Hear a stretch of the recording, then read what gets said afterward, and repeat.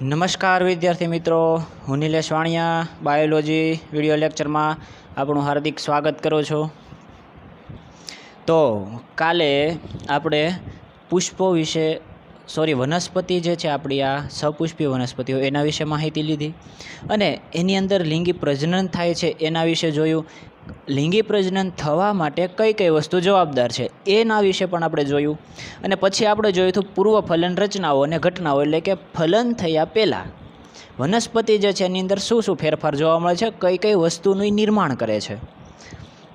તો એની અંદર આપણે વાત કરી હતી કે ભાઈ વનસ્પતિ જે છે એને લિંગી પ્રજનન કરવાનું છે તો એને સૌપ્રથમ શું કરવું પડશે, તો કે સૌપ્રથમ એને પુષ્પો સર્જન કરવું પડશે, એટલે કે પુષ્પોનું સર્જન।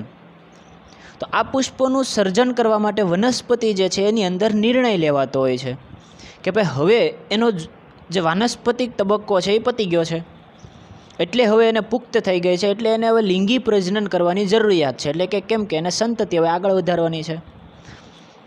તો એ લિંગી પ્રજનન કરવા માટે એણે નિર્ણય લીધો છે કે ભાઈ આપણે પુષ્પો ઉત્પન્ન કરવાના છે અને આ પુષ્પો જે છે એ વનસ્પતિને ક્યાં ઉત્પન્ન કરવા એ પોતે સ્થાન નક્કી કરશે। એટલે કે સામાન્ય રીતે વનસ્પતિ જે છે એની અંદર અગ્રીય વર્ધનશીલ પેશી કે જે કક્ષીય વર્ધનશીલ પેશી, આ વર્ધનશીલ પેશીઓ જે છે પ્રકાંડ અને પર્ણોનું નિર્માણ કરતા હોય છે, એની જગ્યાએ હવે એ પુષ્પ વિન્યાસનું નિર્માણ કરશે અને ત્યાં પુષ્પનું નિર્માણ થશે। તો એ આ નિર્ણય લેવાતો હોય છે। તો એની અંદર સામાન્ય રીતે કેવા ફેરફારો થતા હોય છે, તો કે અંતઃસ્ત્રાવીય અને રચનાત્મક કેટલાક ફેરફારો જવાબદાર છે કે જેના લીધે પુષ્પોનું સર્જન થાય છે અને એની અંદર નર પ્રજનન તંત્ર અંગ અને માદા પ્રજનન અંગ કે જે પુકેસર અને સ્ત્રી કેસર પુષ્પની અંદર આવેલા હોય છે અને જેની અંદર ક્રમશઃ નરજન્યુઓ અને માદાજન્યુઓનું નિર્માણ થાય છે અને આ જન્યુઓનું નિર્માણ થયા બાદ એનું શું થતું હોય છે, જોડાણ થઈ અને પછી એની અંદર બીજ કે ફળનું નિર્માણ થઈ અને ફરીથી જો એનું અંકુરણ થશે તો એમાંથી નવો છોડ બનતો હોય છે। તો એની અંદર આપણે ત્યાં સુધી જોયું તો હવે આપણે આગળ વાત કરવાની છે પુકેસર, લઘુ બીજાણુ ધાની અને પરાગરજ।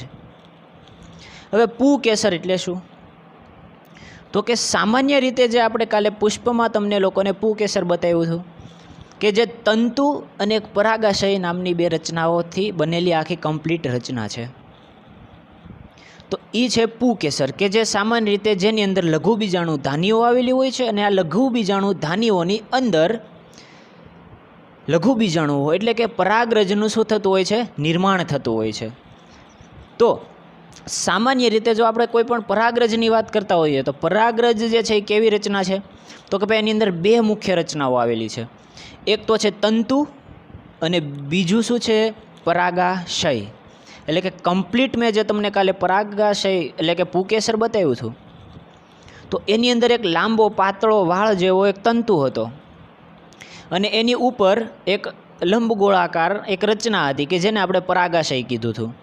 તો આ જે તંતુનું કાર્ય શું છે, તો કે પરાગાશય જે છે એને પુષ્પ સાથે જોડી રાખવાનું કાર્ય કરશે અને પરાગાશયને જરૂરી જે પણ વસ્તુની જે જરૂર હશે એ દરેક વસ્તુ આ તંતુ દ્વારા એને પહોંચશે। તો પુકેસર જે સામાન્ય રીતે આ બે રચનાઓનું બનેલું છે, તંતુ અને પરાગાશય। તો હવે તંતુ શું છે, તો તંતુ જે છે એ પુકેસરનો લાંબો અને પાતળા દંડ જેવો છે જેને આપણે શું કહીએ છીએ, તંતુ, એટલે કે એકદમ પાતળો દંડ જેવી રચના છે કે જેને તંતુ કહેવામાં આવે છે। ત્યારબાદ પરાગાશય, તો પુકેસરના અગ્રીય ભાગ કે જે સામાન્યતઃ દ્વિખંડીય હોય છે કે જેને શું કહેવામાં આવે છે, પરાગાશય। કોઈ પણ વનસ્પતિ જે છે એનું પરાગાશય સામાન્ય રીતે દ્વિખંડીય હોય છે। ક્લિયર છે એટલી વસ્તુ। હવે આપણે આગળ વાત કરીએ તો તંતુનો નિકટવર્તી છેડો પુષ્પના પુષ્પાસન કે દલપત્ર સાથે જોડાયેલો હોય છે। તો અહીંયા જો સામાન્ય મેં પુકેસર આખું દોરેલું છે, તો આ પુકેસર છે, આ જે લાંબો એકદમ પાતળો રચના છે એ શું છે, પુકેસર તંતુ એટલે કે દંડ પણ એને કહેવામાં આવે છે અને આ જે ઉપરની જે આ રચના છે એ શું છે, પરાગાશય। હવે તંતુનો નિકટવર્તી છેડો, તો નિકટવર્તી છેડો એટલે કે જે એનો એકદમ નીચેનો છેડો આવેલો છે એને નિકટવર્તી છેડો કહેવામાં છે કે જે નિકટવર્તી છેડા વડે પુકેસર કોની સાથે જોડાયેલું હોય છે? કાં તો ડાયરેક્ટ પુષ્પાસન સાથે જોડાયેલું છે અથવા તો દલપત્ર સાથે જોડાયેલું છે. જો દલપત્ર સાથે જોડાયેલું હોય તો ધોરણ 11ની અંદર આપણે વાત કરી હતી કે એને દલ લગ્ન પુકેસર કહેવામાં આવે છે. કેવું? દલ લગ્ન પુકેસર. ક્લિયર છે એટલી વસ્તુ? હવે જુદી જુદી જાતિઓના પુકેસરમાં પુકેસરની સંખ્યા અને લંબાઈમાં વિવિધતા જોવા મળે છે. એટલે કે તમે જેમ નવી વનસ્પતિઓના પુકેસરો લેશો, ધારો કે તમે કોઈ પણ 10 વનસ્પતિના પુષ્પ ઉઠાવીને લાવો અને આ 10 પુષ્પનું તમે અવલોકન કરશો તો દરેકના પુકેસર જે છે એમાં તમને વિવિધ પ્રકારના ફેરફાર જોવા મળશે. એટલે કે કોઈ પણ વનસ્પતિના પુષ્પના તમને એક સરખા પુકેસર નહીં જોવા મળે. એની લંબાઈમાં વિવિધતા હશે, એની સંખ્યામાં વિવિધતા જોવા મળશે, એના આકાર એટલે કે દેખાવમાં પણ તમને વિવિધતા જોવા મળતી હોય છે. એટલા માટે તમને કીધું છે જુદી જાતિઓના પુકેસરોની લંબાઈ અને સંખ્યામાં શું હોય છે? વિવિધતા જોવા મળે છે. ત્યારબાદ આપણે જો વાત કરીએ તો આપણે કોઈ પણ પુકેસર જે છે, હવે ધારો કે આપણે પુષ્પ લીધું છે અને એ પુષ્પની અંદર પુકેસર જે છે એનો આપણે અભ્યાસ કરવો છે તો એને વિચ્છેદનીય માઇક્રોસ્કોપમાં જોવામાં આવે છે. એટલે કે આપણે જે સામાન્ય રીતે માઇક્રોસ્કોપ યુઝ કરીએ છીએ એ નહીં, એનાથી પણ આપણને થોડુંક સાદા પ્રકારનું માઇક્રોસ્કોપ આવે છે જેને વિચ્છેદનીય માઇક્રોસ્કોપ કહેવામાં આવે છે. એની અંદર એને જોવામાં આવે છે જેથી કરીને આપણે થોડુંક મોટું મસ્ત આપણે અભ્યાસ કરી શકીએ એટલું મોટું વસ્તુ આપણને દેખાતી હોય છે. તો આ પરાગાશયને જો આપણે એને વિચ્છેદનીય માઇક્રોસ્કોપ એટલે કે સૂક્ષ્મદર્શક યંત્રની અંદર જો જોવામાં આવે તો આપણને કેવું આવી રચના દેખાશે. અને જો એને કાપી અને થોડોક છેદ જેવું લઈ અને જોવામાં આવશે, એની 3D સ્ટ્રક્ચર જો આપણે જોઈએ તો આવું દેખાતું હશે. એટલે કે અહીંયા જે 2 ખંડ જે છે આ 2 ખંડીય રચના છે આપણે વાત કરીને, તો આ એનો થશે પહેલો ખંડ અને આ એનો થશે બીજો ખંડ. તો દ્વિખંડીય પરાગાશય જે છે આપણને દેખાતું હોય છે. પછી આપણે આગળ જોશું કે 2 ખંડ પરાગાશય જે છે દ્વિખંડીય અને ચતુષ્ક કોટરીય રચના છે. એટલે કે દરેક ખંડ જે છે આ 2 ખંડ છે, એક ખંડ અને આ બીજો ખંડ, અને દરેક ખંડની અંદર 2 કોટરો આવેલા છે. એક આ કોટર અને આ બીજું કોટર, અહીંયા એક કોટર અને એક કોટર અહીંયા.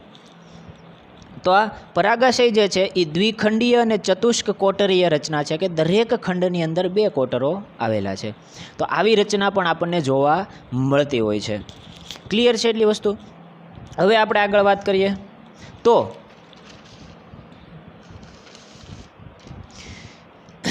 લાક્ષણિક આવૃત બીજધારી વનસ્પતિઓનું પરાગાશય જે છે એ કેવું દેખાતું હોય છે, તો એના વિશે આપણે વાત કરવાની છે.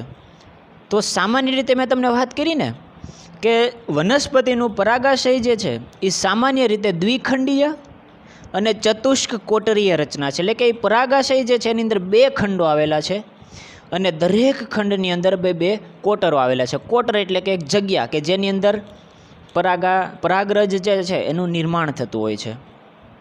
તો લાક્ષણિક આવૃત બીજધારી વનસ્પતિમાં પરાગાશય દ્વિખંડીય અને દરેક ખંડમાં 2 કોટરો ધરાવે છે. એટલે કે પરાગાશયનો જો દરેક ખંડ દ્વિકોટરીય અને પરાગાશય કેવી છે આખી પરાગાશયની જો વાત કરવામાં આવે તો ચતુષ્ક કોટરીય થશે. પરંતુ જો કોઈ પણ એનો એક ખંડ લેવામાં આવે, એક ખંડ વિશે તમને પૂછવામાં આવે કે પરાગાશયના દ્વિખંડીય રચનામાંથી એક ખંડની અંદર કેટલા કોટરો આવેલા છે, તો તમારે શું કહેવું પડશે? એક ખંડની અંદર 2 કોટર. અને જો સંપૂર્ણ પરાગાશયની વાત કરવામાં આવે તો એની અંદર કેટલા કોટરો આવેલા છે? 4 કોટરો. એટલે કે ચતુષ્ક કોટરીય રચના છે. આમ વાત કરીએ તો પરાગાશય જે છે દ્વિખંડીય અને ચતુષ્ક કોટરીય રચના છે. તો આ વસ્તુ તમે ખાસ બધા યાદ રાખજો, કેમ કે MCQ માટે પણ આ અગત્યની બાબત બની જાય છે. તો પરાગાશય કેવી છે? દ્વિખંડીય અને ચતુષ્ક કોટરીય રચના છે. હવે પરાગાશય જે છે એ આપણે વાત કરી કે ભાઈ દ્વિખંડીય અને ચતુષ્ક કોટરીય રચના છે, તો એની અંદર દરેક 4 ખૂણા ઉપર એક કોટર આવેલું છે. એટલે કે જો આપણે પરાગાશયનો આડો છેદ દોરીએ અહીંયા તો કંઈક આવી રચના દેખાતી હોય છે. તો આ થયા એના 2 ખંડ, આ પહેલું ખંડ અને આ બીજું ખંડ. અને એને જો કોટરની વાત કરવામાં આવે તો આ 4 જે ખૂણા બને છે એમાં દરેક ખૂણા ઉપર એક કોટર આવેલું છે. એટલે કે આ 2 ખંડ, આ એક ખંડ અને આ બીજો ખંડ. દ્વિખંડીય રચના અને દરેક ખંડની અંદર 2 ક્વોટર, એટલે કે આ એક ક્વોટર અને આ બીજું ક્વોટર, આ એક ક્વોટર અને આ બીજું ક્વોટર, તો 4 ક્વોટર. તો આવી કંઈક પરાગરજની રચના આવેલી હોય છે. તો એના દરેક 4 ખૂણા ઉપર એક એક ક્વોટર ગોઠવાયેલું હોય છે અને જેની અંદર શું આવેલું હોય છે? લઘુ બીજાણુ ધાનીઓ. એટલે કે આ જે ક્વોટર છે એની અંદર પણ લઘુ બીજાણુ ધાની આવેલી છે કે જેની અંદર લઘુ બીજાણુઓ નિર્માણ પામે છે અને એ લઘુ બીજાણુઓનો એની અંદર શું થતું હોય છે? સંગ્રહ થતો હોય છે. હવે આ લઘુ બીજાણુ ધાની જે છે એ પછી આગળ શેમાં વિકાસ પામશે? તો કે ભાઈ એને હવે પરાગ કોથળી તરીકે ઓળખવામાં આવે છે અથવા તો પરાગ કોટર પણ કહેવામાં આવે છે. હવે પરાગાશયમાં 4 ખૂણે 4 કોટરોમાં લઘુ બીજાણુ ધાનીઓ આવેલી હોય છે કે જે દરેક ખંડમાં 2 લઘુ બીજાણુ ધાનીઓ આવેલી હોય છે. હવે આપણે વાત કરી દીધી કે ભાઈ દરેક કોટરમાં એક લઘુ બીજાણુ ધાની, તો જેટલા કોટર એટલી લઘુ બીજાણુ ધાની. તો તમને પૂછે કે એક ખંડની અંદર કેટલી લઘુ બીજાણુ ધાની આવેલી છે, તો તમે સિમ્પલ 2. આખા સંપૂર્ણ પરાગાશયમાં કેટલી લઘુ બીજાણુ ધાની આવેલી છે? તો કે 4. જેનું કાર્ય શું છે કે જેની અંદર લઘુ બીજાણુઓનું નિર્માણ થાય છે અને અંદર લઘુ બીજાણુઓ આવેલા હોય છે. લઘુ બીજાણુ એટલે પરાગરજ. ક્લિયર? તો ત્યાં કન્ફ્યુઝ ન થતા કે લઘુ બીજાણુ વળી શું? તો પરાગરજ જે છે એને જ લઘુ બીજાણુ કહેવામાં આવે છે ને માદાનું જે અંડકોષ છે એને શું કહેવામાં આવે છે? મહાબીજાણુ. તો આ વસ્તુ ખાસ યાદ રાખજો. હવે લઘુ બીજાણુ ધાનીઓ આગળ વિકાસ પામે છે અને પરાગ કોથળીઓમાં પરિણમે છે. શેમાં પરિણમે છે? પરાગ કોથળી. એટલે કે હવે એની અંદર પરાગરજ બની ગઈ છે અને પરાગરજ ભરેલી છે, એટલા માટે એને શું કહેવામાં આવે છે? પરાગ કોથળી અથવા તો પરાગ કોટર, કે જેની અંદર પરાગરજો વિકાસ પામી અને એની અંદર સંગ્રહિત થયેલી હશે. હવે ક્લિયર એટલી વસ્તુ?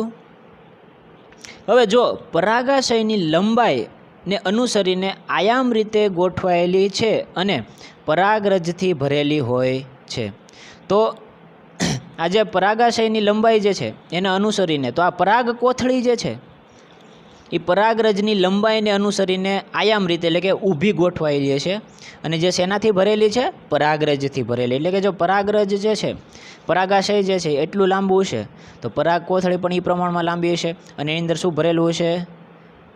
પરાગરજ આવેલી હોય છે. તો ક્લિયર એટલી વસ્તુ? તો એક વસ્તુ ખાસ યાદ રાખજો કે લઘુ બીજાણુ ધાની એટલે બીજું કાંઈ નહીં, પરાગરજ જે છે એને જ લઘુ બીજાણુ ધાની કહેવામાં આવે છે. હવે તો આ આપણે પુકેસર વિશેની વાત કરી કે ભાઈ દ્વિખંડીય, એમાં મુખ્ય મેઇન વસ્તુ તમારે યાદ રાખવાની છે કે ભાઈ દ્વિખંડીય અને ચતુષ્ક કોટરીય રચના છે. દરેક ખંડની અંદર 2 કોટરો આવેલા હોય છે, એટલા માટે કેવી છે? ચતુષ્ક કોટરીય રચના. હવે આપણે વાત કરવાની છે લઘુ બીજાણુ ધાનીની રચના. એટલે કે જો આ લઘુ બીજાણુ ધાની છે એનો આડો છેદ લેવામાં આવે તો એ આપણને કેવી દેખાય? તો એ તમને ટેક્સ્ટ બુકની અંદર એની ફિગર આપેલી છે, તો એ ડાયરેક્ટ ફિગર જ આપણે જોઈએ અને થોડીક વાત કરીએ. તો જો લઘુ બીજાણુ ધાનીની અંતઃસ્થ રચના વિશે જો આપણે વાત કરતા હોઈએ તો લઘુ બીજાણુ ધાની છે સિમ્પલ જો આપણે વાત કરીએ તો આવી મેં આકૃતિ હમણાં ડ્રો કરી હતી, એવી તમને 4 ખૂણાઓવાળી રચના જોવા મળે છે. અને આ એક ખૂણાને જો આપણે ઝૂમ કરીને જોઈએ તો એની અંદર આપણને 3-4 સ્તરો જોવા મળે છે. ક્યાં ક્યાં? તો કે એક અધિસ્તર કે જે સૌથી બહારનું, પછી અધિસ્તરની નીચે આવેલું છે આ જે એક સ્તર છે એને કયું સ્તર કહેવામાં આવે છે? તંતુમય સ્તર અથવા તો સ્ફોટી સ્તર. પછી તંતુમય સ્તર જેવું પતે એની નીચે 2 થી 3 સ્તરોનું બનેલું એક સ્તર આવેલું હોય છે જેને મધ્ય સ્તર કહેવામાં આવે છે, કે જે આ 2 સ્તરો છે, આ એક સ્તર અને આ બીજું સ્તર, એ શું છે? મધ્ય સ્તર, કે જે 1 થી 2 સ્તરોનું બનેલું હોય છે. ત્યારબાદ સૌથી અંદરનું સ્તર કયું છે? તો કે ભાઈ આ પોષક સ્તર, કે જે આ તમને મોટા મોટા કોષો જે તમે જોઈ શકો છો એની ઉપર જે આ એક સ્તર આવેલું છે, આ ઘટ કોષરસ અને કોષ કેન્દ્ર તમને અહીંયા બતાતું હશે, તો એ શું છે? એનું પોષક સ્તર. તો હવે આ દરેક સ્તર વિશે આપણે અભ્યાસ કરવાનો છે. તો જે અધિસ્તર જે છે એ પરાગાશયનું શું છે? સૌથી બહારનું સ્તર છે. હવે આપણને ખબર છે અત્યાર સુધી આપણે વનસ્પતિની અંતઃસ્થ રચના ભણતા હતા, એની અંદર પણ અધિસ્તર ભણતા હતા. તો જ્યાં અધિસ્તરની વાત આવે તો અધિસ્તરનું કાર્ય શું હશે? તો કે સામાન્ય રીતે પરાગાશય જે છે એને સંપૂર્ણ રીતે ઘેરે છે. અને પરાગાશયને સંપૂર્ણ ઘેરે છે તો એનું મુખ્ય કાર્ય શું હશે, મુખ્ય હેતુ? તો કે પરાગાશયની અંદર જે રચનાઓ આવેલી છે રચનાઓનું રક્ષણ કરવાનું કાર્ય કરતું હોય છે. ક્લિયર એટલી વસ્તુ? પછી વાત આવે છે તંતુમય સ્તરની. તો તંતુમય સ્તર જે છે એ ક્યાં આવેલું છે? તો કે અધિસ્તરની એક્ઝેક્ટ નીચે એક સ્તરીય સ્તર છે. તો કે જેવું આ અધિસ્તર પદ છે તો અધિસ્તરની એક્ઝેક્ટ નીચે આ સ્તર આવેલું છે. એ કેવું છે?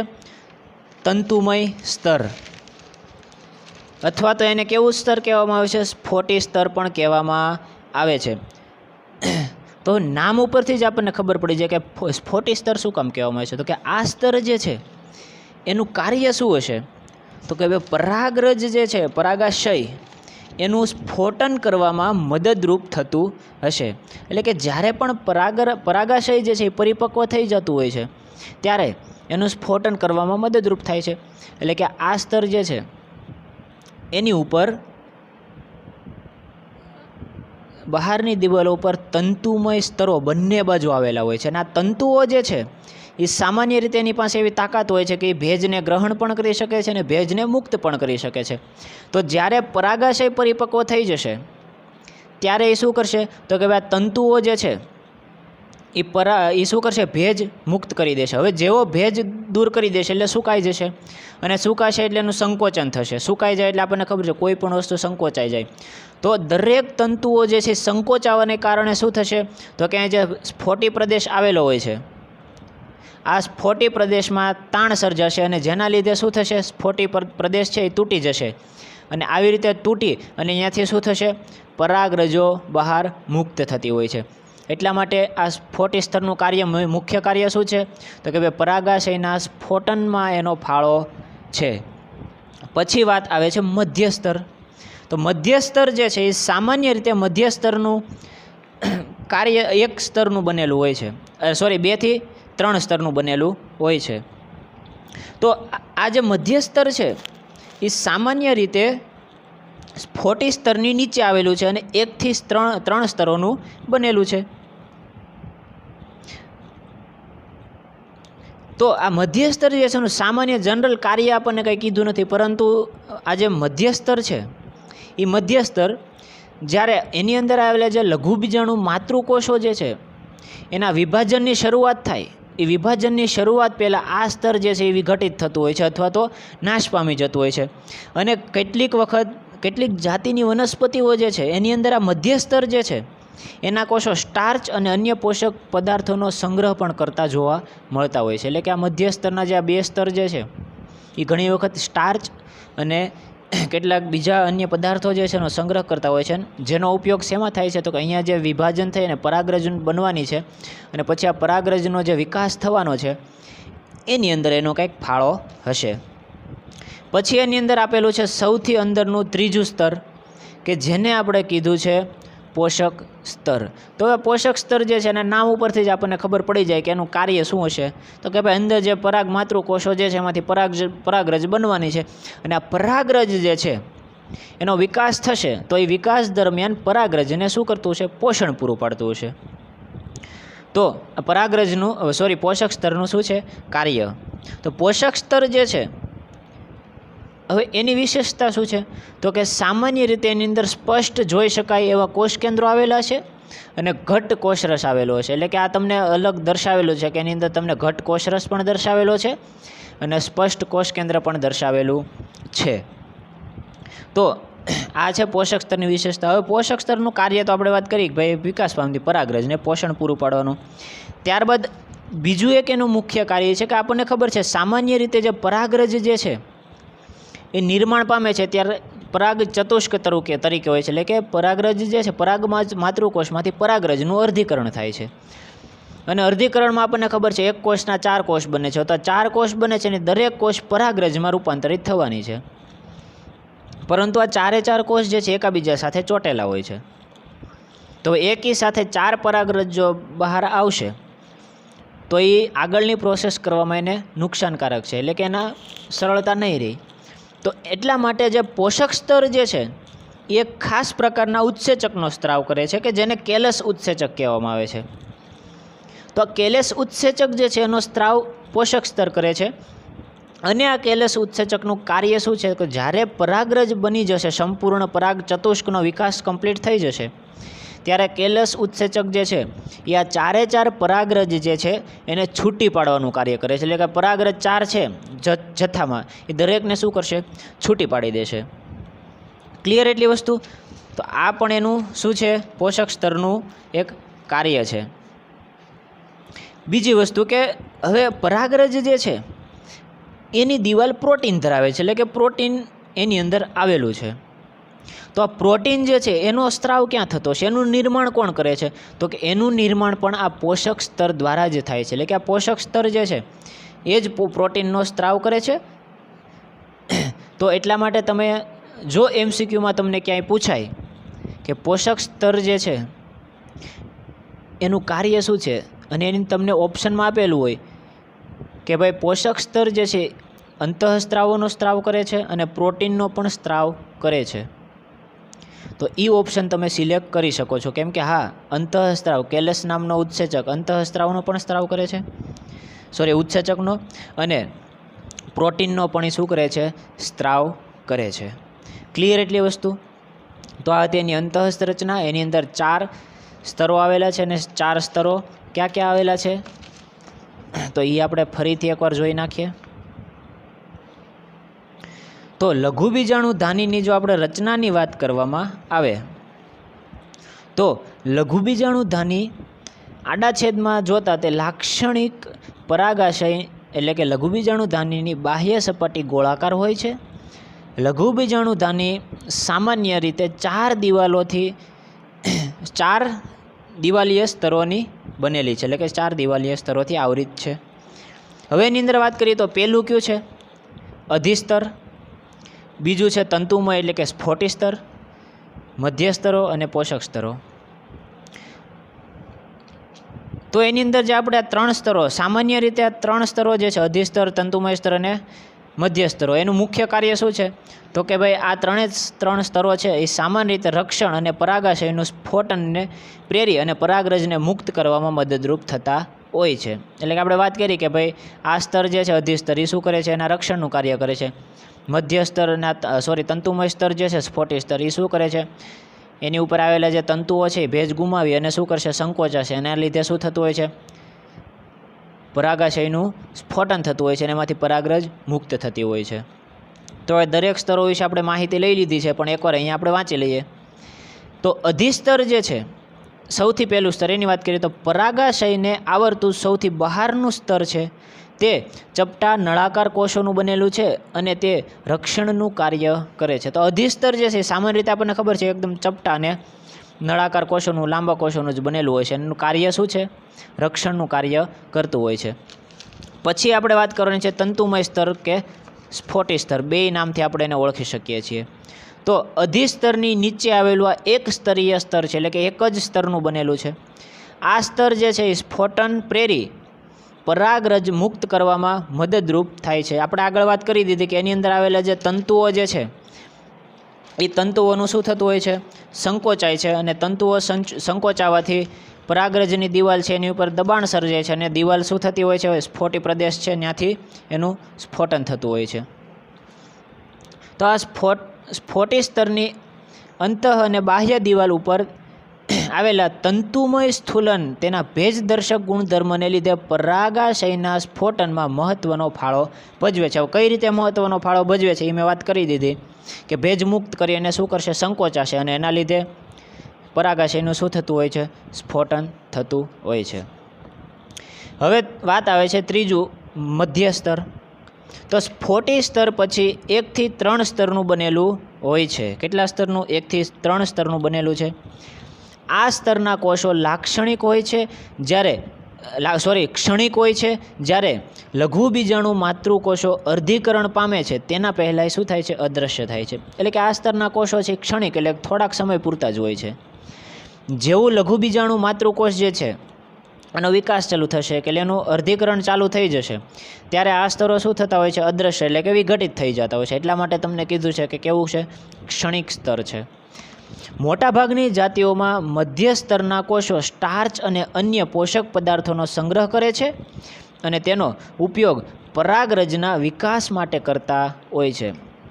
તો આ વસ્તુ પણ આપણે વાત કરી છે કે ભાઈ ઘણી વખત આ સ્તરના કોષો સ્ટાર્ચ અને અન્ય પોષક પદાર્થોનો સંગ્રહ કરે છે અને જેનો ઉપયોગ પરાગાશયના વિકાસ માટે આગળ થતો હોય છે. ક્લિયર એટલી વસ્તુ. પછી આવે છે પોષક સ્તર, એટલે કે આ મુખ્ય મેઇન સ્તર કે જેની અંદરથી MCQ ઘણી વખત બહુ બધા નીટમાં પણ આવતો હોય છે આની અંદરથી. તો પોષક સ્તર જે છે એને ઇંગ્લિશમાં શું કહેવામાં આવે છે? ટેપેટમ. અને આ સ્તર કેવું છે? સૌથી અંદરનું સ્તર છે. અને આ સ્તરનું કાર્ય શું છે? તો કે ભાઈ વિકાસ પામતા જે પરાગમાતૃકોષો છે કે જેમાંથી પરાગરજનું નિર્માણ થાય છે એને પોષણ પૂરું પાડે છે. અને આ સ્તર કેવું આવેલું છે? તો કે પોષક સ્તરના કોષો સ્પષ્ટ કોષ કેન્દ્ર અને ઘટ્ટ કોષરસ અને સામાન્યતઃ એક કરતાં વધુ કોષ કેન્દ્રો પણ ધરાવે છે. એટલે કે આ સ્તર જે છે એની અંદર ઘણી વખત એક કોષની અંદર એક કરતાં વધારે એટલે કે 2-3 કોષ કેન્દ્રો આવેલા હોય છે. તો આ કઈ રીતે? તો આપણને ખબર છે કોષ વિભાજન જે થતું હોય છે ત્યારે સમવિભાજન દ્વારા એક કોષમાંથી 2 કોષો બનતા હોય છે. અને પછી શું થતું હોય છે કે એક કોષ કેન્દ્રમાંથી 2 કોષ કેન્દ્ર બનતા હોય છે. તો 2 કોષ કેન્દ્ર બની ગયા પછી છૂટા પડી અને વચ્ચે કોષ દિવાલ નિર્માણ પામી અને 2 અલગ કોષો બનતા હોય છે. પરંતુ અહીંયા શું થાય છે? તો કે વિભાજનના અંતે જે 2 કોષ કેન્દ્રો બને છે એની વચ્ચે દિવાલનું નિર્માણ થતું નથી અને કોષ જે છે એ દ્વિકોષ કેન્દ્રીય રહી જતો હોય છે. એટલા માટે આની અંદર પોષક સ્તર જે છે એની અંદર ઘણી વખત 2 કોષ કેન્દ્રો પણ આવેલા હોય છે. પછી આપણે પોષક સ્તરની કાર્યની વાત કરી હતી. તો પોષક સ્તર જે છે એનું કાર્ય શું છે? તો કે વિકાસ પામતી પરાગરજને પોષણ પૂરું પાડે છે. શું કરે છે? વિકાસ પામતી પરાગરજને પોષણ, એટલે કે વિકાસ પામતી કોઈ પણ પરાગરજ છે તો એને જેટલું પણ પોષણની જરૂર છે, જે પણ વસ્તુની જરૂર છે એ દરેક વસ્તુ આ પોષક સ્તર એને પૂરી પાડશે. ક્લિયર? પોષક સ્તર જે છે, હવે આ ખાસ યાદ રાખજો કે પોષક સ્તર જે છે એ કેલસ નામના ઉત્સેચકનો સ્ત્રાવ કરે છે. એટલે કે આ કેલસ નામનો ઉત્સેચક છે જે એને ઉત્પન્ન કરવાનું કાર્ય કોણ કરે છે? પોષક સ્તર. અને આ કેલસ નામનો ઉત્સેચક જે છે એનું મુખ્ય કાર્ય શું છે? તો કે જે પેલું પરાગરજ જે છે પરાગ માતૃકોષમાંથી પરાગરજ બને છે, આપણને ખબર છે અર્ધીકરણ થાય છે. તો અર્ધીકરણની અંદર એક કોષમાંથી 4 કોષો બનતા હોય છે. તો દરેક 4 કોષો એકબીજા સાથે જોડાયેલા છે અને તે વિકાસને અંતે 4 પરાગરજના બંચમાં હશે. એટલે કે એને ટેટ્રાડ કહેવામાં આવે છે.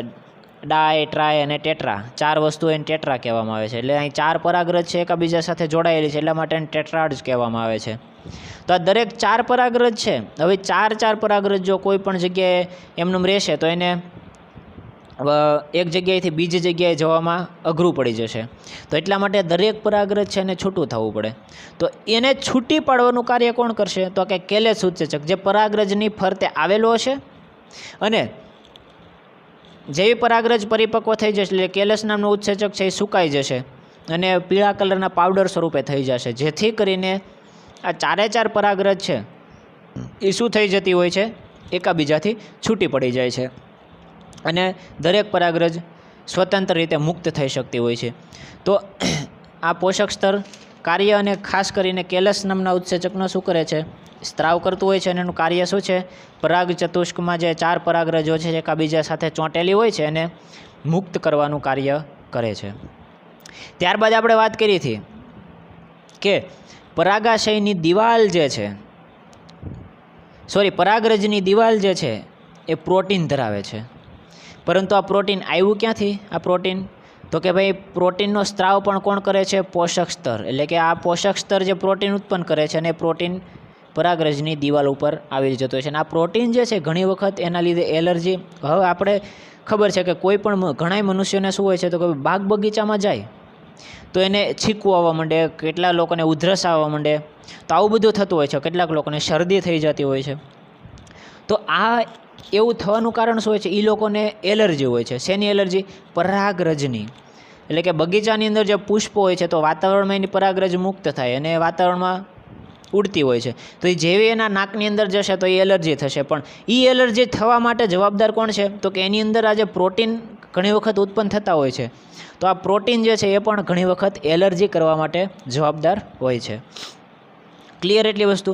પછી આ દરેક 4 સ્તરો પતી જાય તો એ 4 સ્તરો પતે એટલે એની અંદર જે આપણે મુખ્ય કોટરની વાત કરતા હતા એ કોટરની અંદર એક સ્પેશિયલ પેશી આવેલી છે કે જેને બીજાણુ સર્જક પેશી કહેવામાં આવે છે, અથવા તો બીજાણુજનક પેશી પણ એને કહી શકાય. તો આ પેશી જે છે, હવે બીજાણુજનક કે બીજાણુ સર્જક, હવે નામ ઉપરથી જ તમને ખબર પડી જાય કે એનું કાર્ય શું છે કે ભાઈ બીજાણુ હોય એટલે કે લઘુ બીજાણુ કે જેને આપણે પરાગરજ કહેતા હોઈએ છીએ, એના નિર્માણનું કાર્ય કરતી હશે. એટલે કે આ પેશી જે છે એમાંથી જ પરાગરજ બનતી હશે. ક્લિયર છે એટલી વસ્તુ? એટલા માટે શું કહેવામાં આવે છે? બીજાણુજનક પેશી. તો તરુણ પરાગાશયમાં સઘન રીતે ગોઠવાયેલા સમજાત કોષોના સમૂહ કે જે બીજાણુ ધાનીની મધ્ય એટલે કેન્દ્રમાં સ્થાન લે છે, જેને બીજાણુ સર્જક પેશી કહેવામાં આવે છે. એટલે કે જે આપણે અહીંયા વાત કરતા હતા કે 4 ખૂણાઓ જે છે, તો આ 4 ખૂણામાં આજે આ જગ્યા છે એની અંદર શું આવેલી છે? બીજાણુ સર્જક પેશી સઘન રીતે ગોઠવાયેલી છે, અને જેનું કાર્ય શું છે? તો કાગળી પરાગ માતૃકોષ બનાવશે, અને પરાગ માતૃકોષમાંથી પછી પરાગરજનું નિર્માણ થતું હોય છે. તો પ્રાથમિક લઘુ બીજાણુજનક પેશીના કોષો દ્વિકીય હોય છે. તો ખાસ યાદ રાખજો કે જો બીજાણુજનક પેશીની વાત આવે એટલે કે જેમાંથી બીજાણુનું સર્જન થવાનું છે, તો એ કેવા હશે? હંમેશા દ્વિકીય. અને દ્વિકીય એટલે હવે તો બધાને ક્લિયર હશે, બધાને ખબર હશે. તો પ્રાથમિક બીજાણુજનક પેશીના કોષો દ્વિકીય હોય છે કે જે સમવિભાજન પામે છે. શું પામે છે? સમવિભાજન પામી અનેક પરાગ માતૃકોષો પીએમસી પોલન મધર સેલ એટલે કે પરાગ મધર એટલે માતૃ અને કોષનું સર્જન કરે છે. તો અહીંયા હવે બીજાણુજનક પેશી છે એનું સમવિભાજન કીધું છે, અને જો સમવિભાજન થતું હોય તો પરાગ માતૃકોષ પણ કેવો હશે? સવાલ જ નથી ને, 2n જ હોય. દ્વિકીય કેવો હશે? સમવિભાજન થાય છે એટલે પરાગ માતૃકોષ પણ કેવો હશે? દ્વિકીય જ હશે. તો અહીંયા ખાસ યાદ રાખજો કે બીજાણુજનક પેશી પણ દ્વિકીય હશે, અને એમાંથી સમવિભાજનથી નિર્માણ પામતો પરાગ માતૃકોષ પીએમસી પોલન મધર સેલ એ પણ કેવો હશે? દ્વિકીય, 2n જ હશે. ક્લિયર એટલી વસ્તુ? હવે આ પીએમસી એટલે કે પરાગ માતૃકોષ જે છે, હવે જોજો, હવે ખેલ જે છે એ જોયા જેવો છે કે પરાગ માતૃકોષ જે એટલે કે એનું અર્ધીકરણ થાય છે, અને ટેટ્રાર્જમાંથી 4 એકકીય લઘુ બીજાણુઓ એટલે કે પરાગરજનું શું થાય છે? સર્જન થાય છે. એટલે કે આ જે હવેની જે પ્રોસેસ છે એટલે કે આ પરાગ માતૃકોષ બની જાય પછીથી લઘુ બીજાણુઓના નિર્માણની પ્રક્રિયા ચાલુ થતી હોય છે. તો પછી જ લઘુ બીજાણુ બનશે. તો આજે એક પરાગ માતૃકોષ આવી ગયો એ જે કેવો છે? 2n. હવે આ 2n પરાગ માતૃકોષ છે એનું અર્ધીકરણ થશે. એટલે એનું અર્ધીકરણ થાય તો આપણને ખબર છે અર્ધીકરણના અંતે કેટલા કોષો બનતા હોય છે? 4. એટલે કે અહીંયા આવી રીતે 4 પરાગરજ એકાબીજા સાથે ચોટેલી છે, એટલા માટે એને શું કહેવામાં આવતું હોય છે? ટેટ્રાઅર્જ. અને એમાંથી લઘુ બીજાણુ, એકકીય લઘુ બીજાણુ એટલે કે આપણને ખબર છે અર્ધીકરણની અંદર આપણને ખબર છે કે વસ્તુઓ અર્ધી થઈ જાય છે, એટલા માટે વસ્તુ કેવી રહેશે? n થઈ જશે, 2n ની n. અને દરેક જે પરાગ માતૃકોષમાંથી જે 4 પરાગરજ બની 4 કેવી છે? n. ક્લિયર એટલી વસ્તુ? આ જ વસ્તુ પાછી આપણે ફરીથી ડિટેલમાં લઘુ બીજાણુજનક જનન જે થવાનું છે એની અંદર આ વસ્તુ જોવાની છે. તો અહીંયા સુધી બધાને કમ્પ્લીટ. તો આ વિડીયો લેક્ચર જોઈ અને બધાએ એક વખત ટેક્સ્ટ બુકમાંથી રીડ કરી લેજો. અને કેટલીક વસ્તુ આમાંથી જે આપણે જોઈ છે એમાંથી ટેક્સ્ટ બુકની અંદર નથી આપેલી, પણ તમારા માટે અગત્યની હોય એવી છે, એટલા માટે ખાસ કરીને જો તમે લોકો નોટ્સ બનાવતા હોય તો બેટર છે. અને જે લોકો નોટ્સ નથી બનાવતા એ લોકો આ ટોપિક પૂરતી તો નોટ્સ બનાવી જ લેજો, જો તમે લોકો સાથે સાથે નીટ પણ પ્રિપેર કરતા હોવ તો. કેમ કે આની અંદર કેટલીક વધારાની અગત્યની વસ્તુઓ જે છે એ તમારા માટે એ બધી વસ્તુ મેં આની અંદર એડ કરી દીધી છે. ક્લિયર? તો આઈ હોપ કે બધાએ સમજાઈ ગયું છે. અને એક વખત જો હવે તમે ટેક્સ્ટ બુકમાંથી રીડ કરી લેશો તો લગભગ પછી તમારે ક્યારેય વાંધો નહીં આવે. અને જો ક્યારે પણ કંઈ પણ ડાઉટ હોય તો મેં નંબર તમને લોકોને આપેલો છે, એમાં મેસેજ કરી દેવાનો, અથવા તો ગમે ત્યારે તમે કોલ કરી અને પણ ડાઉટ સોલ્વ કરાવી શકો છો. એની ટાઈમ તમારા માટે અવેલેબલ છીએ અને તમારા માટે ફ્રી જ છીએ. ઓકે? તો ખૂબ ખૂબ આભાર, ધન્યવાદ. મળીએ આવતીકાલે લેક્ચરની અંદર. Tata, bye bye.